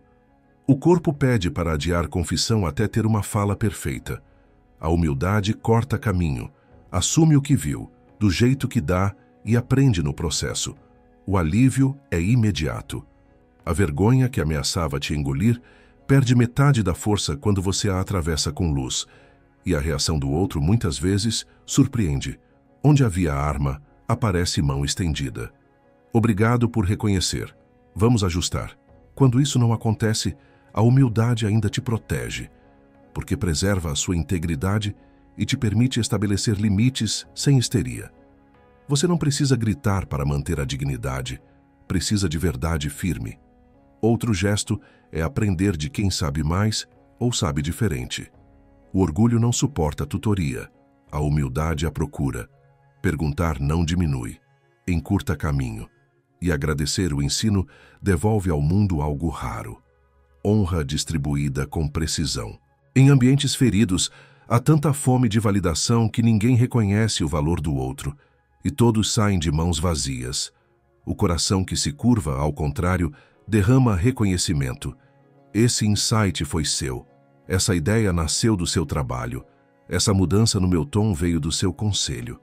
Isso cria pontes, e pontes são atalhos de cura. Humildade também significa escolher o bastidor quando o palco te corrompe. Nem todas as portas que se abrem devem ser atravessadas. Há oportunidades que custam o que você não pode vender: paz, família, veracidade, presença. Dizer não nesse ponto não é baixa autoestima, é alta lealdade ao chamado. A honra que vale vem depois dessas escolhas discretas. Você dorme com a consciência limpa, acorda com mão leve, fala sem medo de que puxem um fio e desfaçam o tecido. O respeito dos que importam cresce, e o seu coração fica disponível para o bem que dura. Mas e quando a dor vem de injustiça? Humildade não pede que você aceite o inaceitável.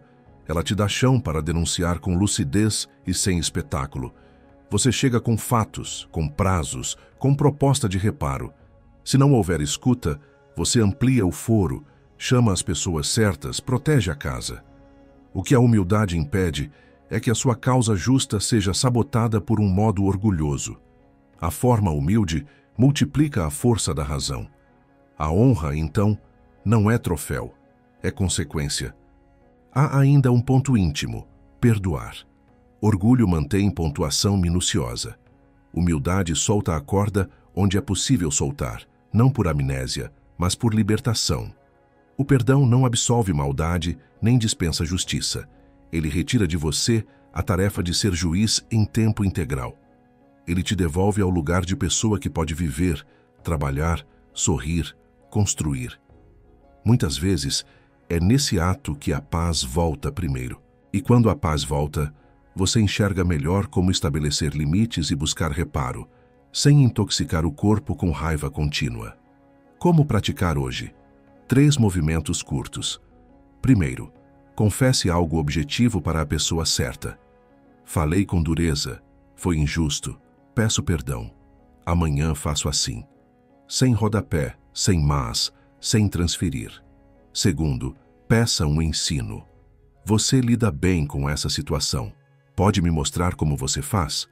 Marque um café, apareça com lápis, aprenda de verdade. Terceiro, devolva crédito público a quem você apagou ou ignorou. Em casa, no trabalho, no círculo de amigos. A ideia foi dela, a solução foi dele. Essa pequena justiça indireita e de quebra amacia a língua para o próximo confronto. Se tropeçar, e todos tropeçamos, arrependa-se rápido. Humildade não se orgulha de ser humilde, ela recomeça. E recomeçar muitas vezes com pequenas correções cria uma reputação nova. Ali dá para falhar e ser tratado, dá para falar a verdade sem apanhar, dá para crescer sem pagar pedágio de vaidade. A honra que nasce daí não é barulhenta, é estável. As pessoas confiam na sua presença, procuram sua opinião, entregam-lhe responsabilidades. E mais do que isso, Deus te confia coisas que não daria a quem gastaria o dom exibindo-se. No fim, humildade antes da honra é mais do que um princípio bonito. É técnica de sobrevivência do espírito. Sem ela, a ferida se transforma em identidade e a casa vive em guerra fria. Com ela, a ferida vira história de transformação e a casa aprende a corrigir sem destruir. Hoje tire uma peça da armadura. Admitir, aprender, agradecer. São verbos que não brilham aos olhos do mundo, mas iluminam por dentro. E quem brilha por dentro não precisa de holofote para ser visto. A paz denuncia sua presença, a fidelidade carrega seu nome, a honra o encontra no caminho. A fortaleza enganosa das riquezas. Quando a alma está cansada, qualquer sombra parece abrigo. Performance, produtividade, dinheiro, status, todos prometem proteção. Se eu fizer mais, ninguém me pega. Se eu ganhar mais, nada me atinge. Se eu aparecer mais, serei respeitado. A sensação é de muralha. Planilhas, metas, cursos, horas extras, imagens bem feitas. Por dentro, porém, o tijolo é de isopor. A primeira ventania séria, uma doença, uma perda, uma crise de sentido, uma ruptura, encosta e o muro balança. A sabedoria antiga descreve assim: a riqueza funciona como uma cidade fortificada na imaginação. O verbo importante é este: imaginar. O perigo não está em possuir recursos, mas em transformá-los na torre onde o coração se tranca e joga fora a chave.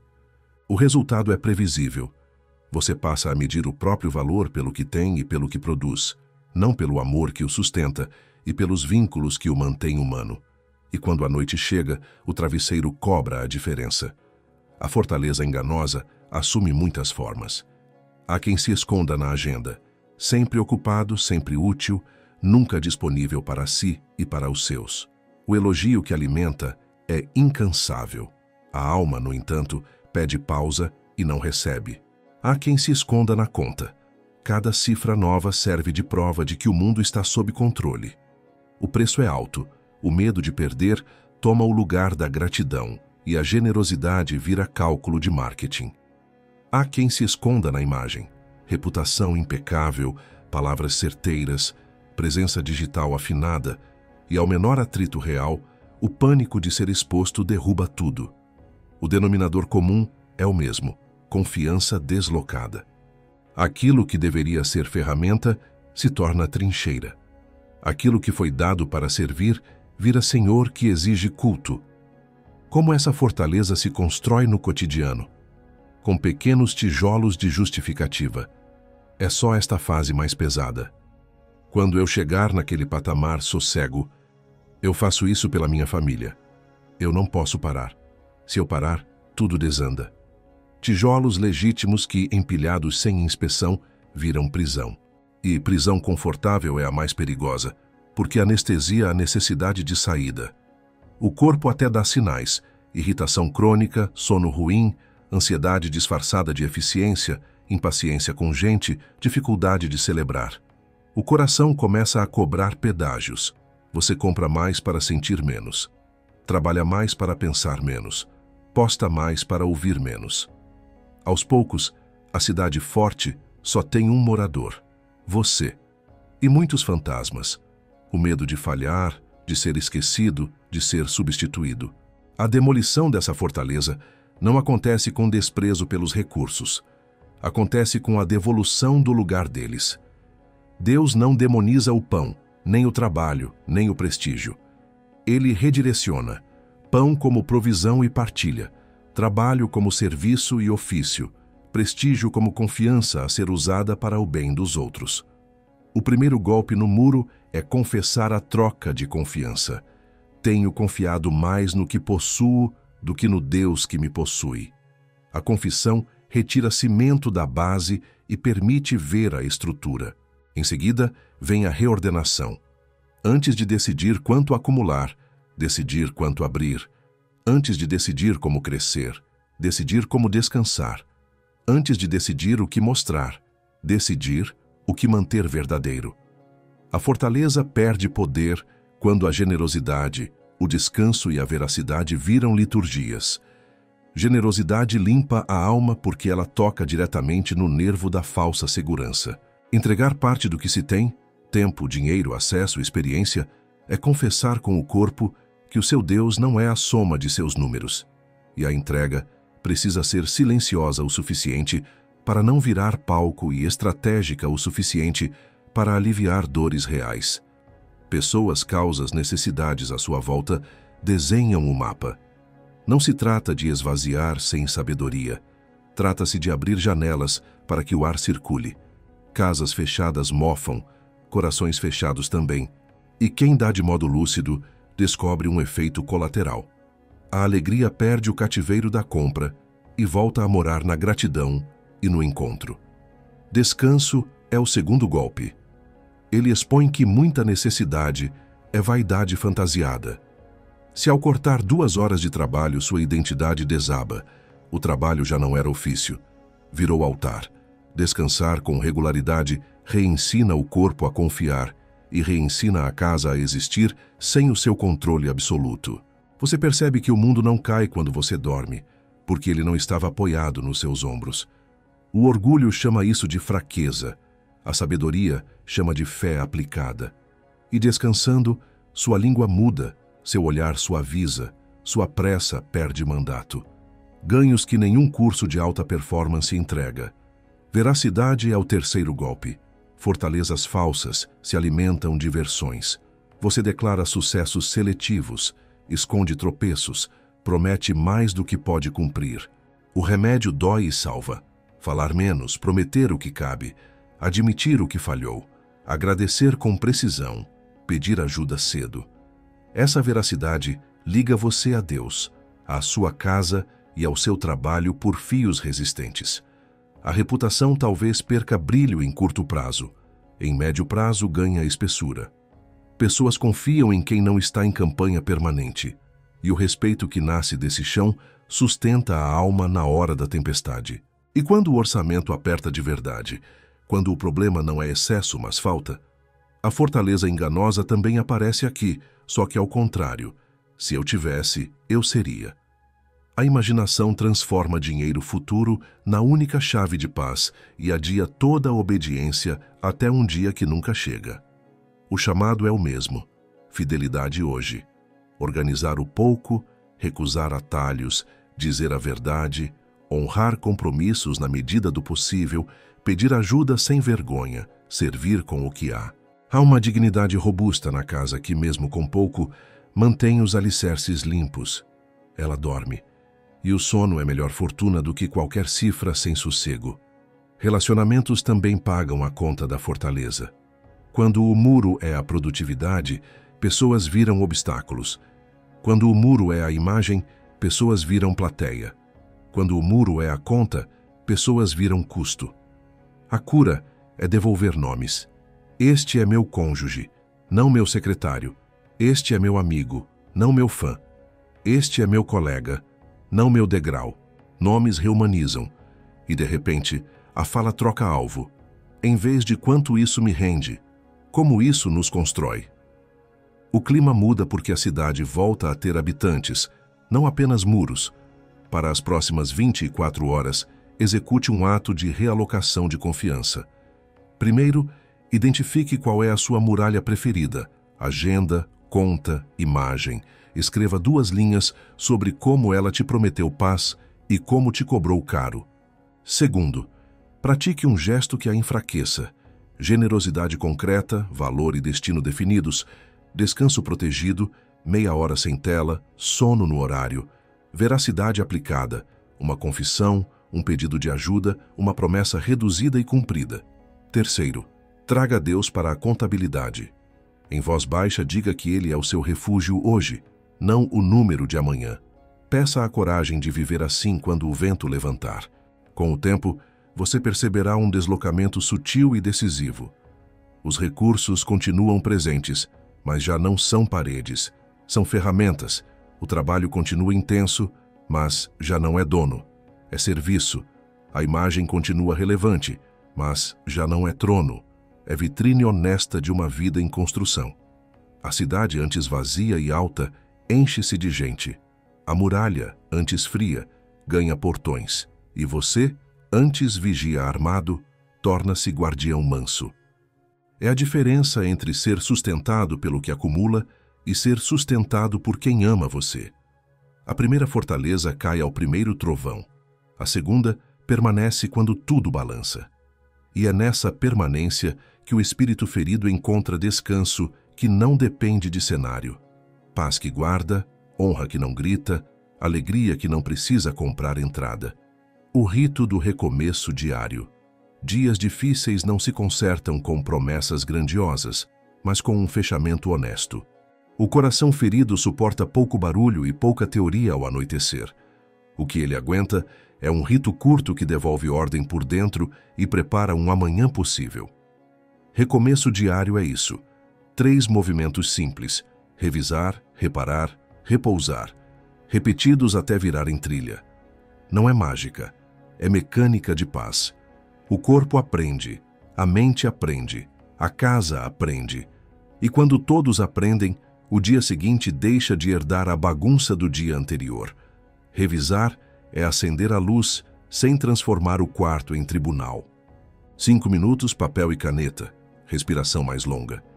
Pergunte em voz baixa: onde acrescentei calma?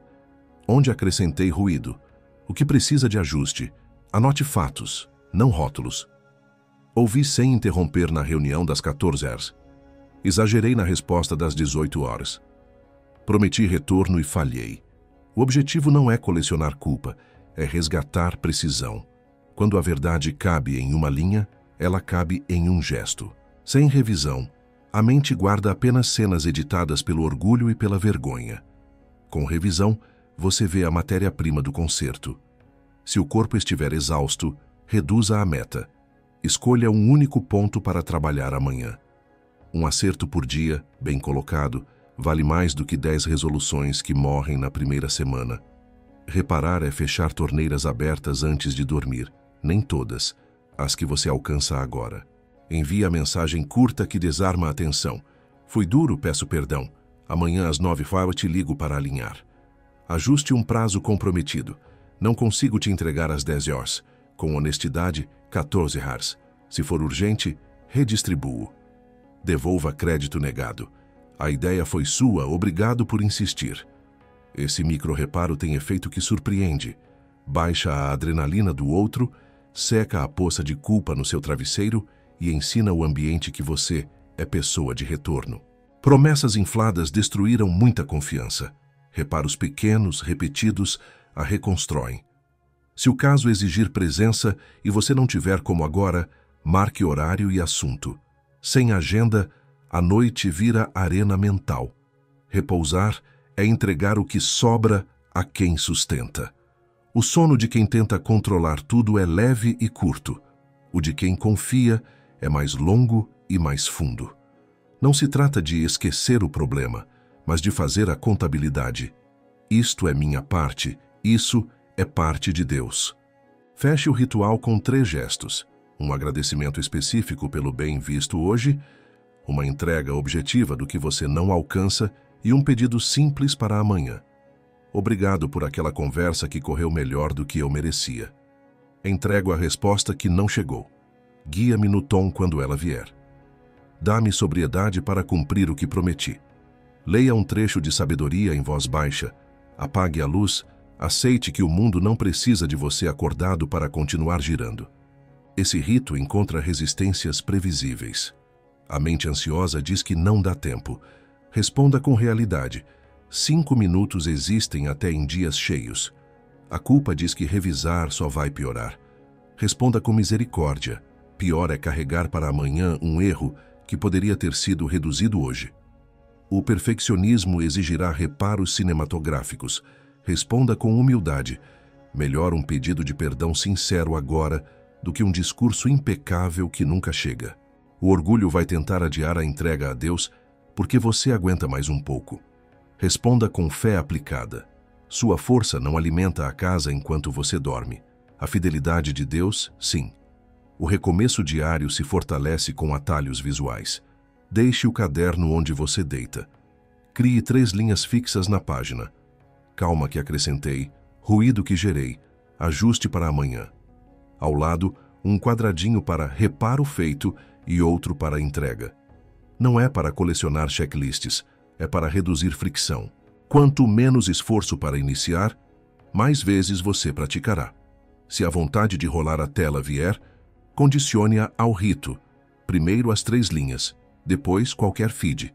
Em poucos dias, você notará que a mão vai sozinha ao caderno e o corpo começa a relaxar assim que a caneta encosta no papel.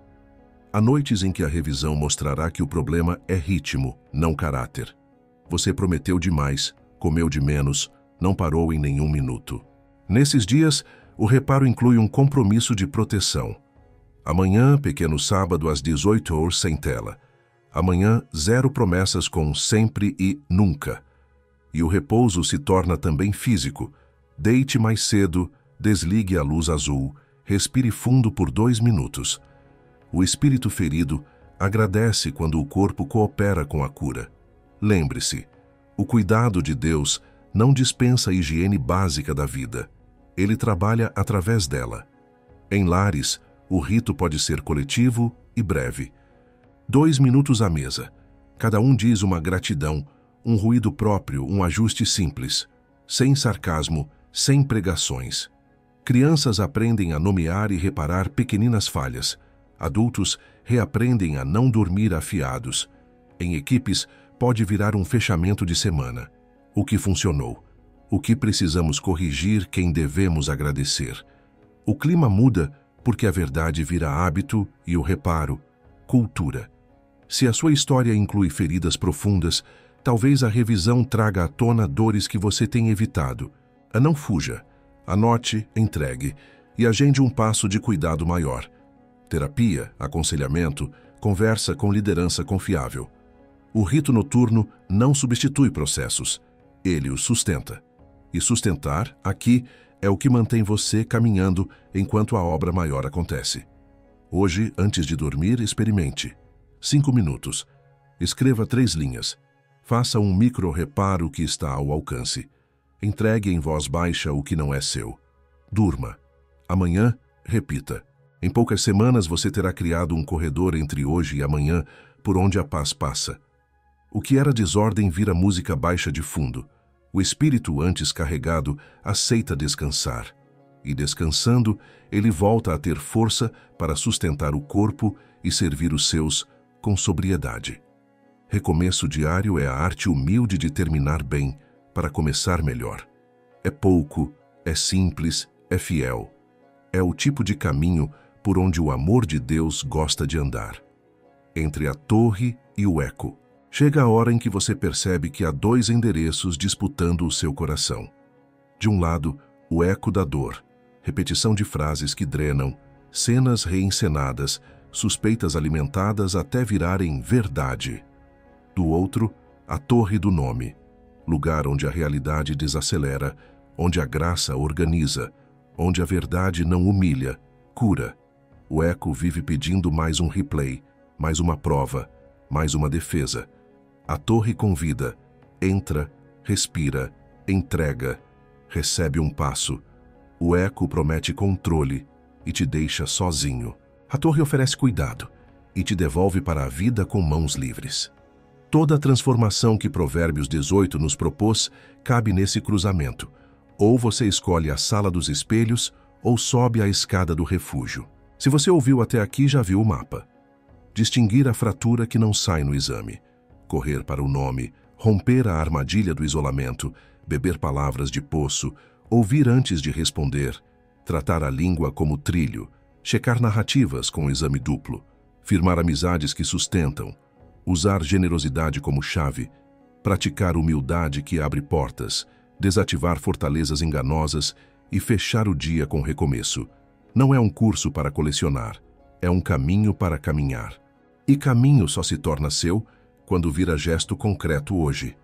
O eco dirá que é tarde demais, que você é assim, que nada muda. Ele fala alto, mas não manda em você. O amor de Deus não grita, chama. E quem responde a esse chamado descobre que a paz não é luxo de gente sortuda. É fruto de decisões fiéis, guiadas por uma presença que não falha.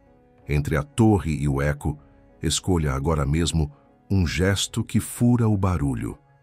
Um clamor simples. Senhor, o meu espírito está ferido. Levanta-me.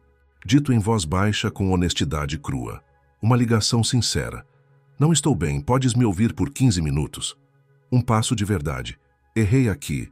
Peço perdão. Amanhã às 9 eu reparo assim. Uma palavra de vida a si mesmo. Não controlo tudo. Controlo a minha língua e o meu próximo ato. Uma pequena generosidade onde há sede real. Um limite dito com calma onde há invasão. Um pequeno sábado de 20 minutos para o coração lembrar como se respira. Um exame duplo que tira da sua mente o direito de decretar sentenças no escuro. Nenhuma dessas coisas é grandiosa. Todas elas são decisivas, porque trocam o eco por direção. Haverá dias em que o caminho parecerá perder-se no nevoeiro. A torre, porém, não muda de lugar. Se você cair, a escada continua lá. Suba de novo. Curto, sincero, específico. Se a raiva gritar, ouça antes de responder. Se a língua escapar, repare cedo. Se o isolamento te puxar, mande a mensagem. Se a fortaleza da produtividade tentar te capturar, descanse por meia hora como ato de fé. Se a vergonha exigir silêncio, confesse com precisão e receba alívio. O que hoje parece mínimo é, na verdade, obra estrutural. Você está refazendo alicerces, confiança, presença, sobriedade, esperança. Talvez você carregue histórias que fariam qualquer um se encolher. Deus as conhece por inteiro e, ainda assim, não te trata com dureza. Ele não quebra a cana rachada, não apaga o pavio que fumega. Ele ergue, costura, fortalece e envia. A torre do nome é o lugar onde essa misericórdia vira prática. O orgulho perde couraça, a culpa perde coroa, a dor perde monopólio. E quando a misericórdia governa por dentro, a justiça fica possível por fora, sem espetáculo, com precisão. Você fala a verdade porque ama, não porque quer vencer alguém. Você olha nos olhos porque não deve versões. Você descansa porque o mundo não depende do seu controle. Antes de encerrar, faça um pacto humilde com o seu próprio futuro. Hoje eu escolho a torre sobre o eco. Escreva essa linha. Coloque hora para a visita ao refúgio, nome para a pessoa a quem pedirá ajuda, frase para o reparo que está pendente, texto breve para a oração que abrirá a noite. Se sua coragem faltar, peça emprestada. Senhor, dá-me o querer e o realizar. Se a fé falhar, peça que alguém ore por você. Deus tem paciência com processos. Ele ama ver passos pequenos sendo repetidos. E quando você repetir, verá sinais. A conversa que antes explodia agora respira. A mente que antes condenava agora pondera. O corpo que antes rangia agora dorme. A escolha entre a torre e o eco não é única, é diária. Hoje, agora, ela se apresenta de novo. Não adie. Feche os olhos por alguns segundos e fale com Deus sem enfeite. Em seguida, faça o gesto combinado. Depois, ao cair da noite, pratique o rito do recomeço. Revisar, reparar, repousar. Amanhã, recomece. A cada recomeço, uma peça a mais volta ao lugar. A cada peça, a casa toda muda de clima. Essa é a promessa que a sabedoria nos estende. O espírito abatido encontra sustento quando se rende ao amor que o chama pelo nome. Entre a torre e o eco, escolha a voz que te cura. O resto, devagar, fiel, real, se alinhará. Se este episódio acendeu uma luz no seu quarto escuro, dê 2 passos agora. Primeiro, escolha uma prática para as próximas 24 horas. Entrar na torre do nome por 5 minutos, pedir ajuda a um amigo fiel, fazer um micro-reparo antes de dormir. Depois, inscreva-se no canal e ative as notificações.